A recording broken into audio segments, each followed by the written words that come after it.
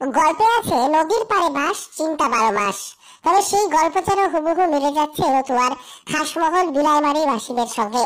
এই হচ্ছে নদী ভাঙছে নদীর পাড়। মালদহের রতুয়া এক টকের মহানন্দা টোলা ও বিলাইমারি গ্রাম পঞ্চায়েতের খাসমহল, ভাসারাম টোলা, রাশিদউদ্দিন টোলা ও শামসুদ্দিন টোলার একাধিক বাসিন্দা ভিটে ছেড়ে অন্যত্র আশ্রয় নিতে বাধ্য হচ্ছেন।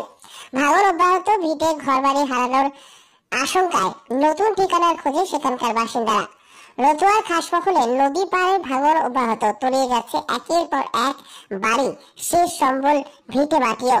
এই পরিস্থিতিতে নিজের শেষ সম্বল বাড়িঘরের প্রয়োজনীয় জিনিসপত্র, শুকনো খাবার সরিয়ে অন্যত্র নিয়ে যেতে বাধ্য হচ্ছেন বাসিন্দারা। সকাল থেকে বিকেল লাগাতার ফেনী হাতুড়ির শব্দ যেন বাতায়ন দিচ্ছে সেখানকার এলাকার স্থানীয় দুঃখের কথা। সারি সারি ট্রাক্টরে করে এখন অন্যত্র নতুন খোঁজের ঠিকানায় চলে যাচ্ছে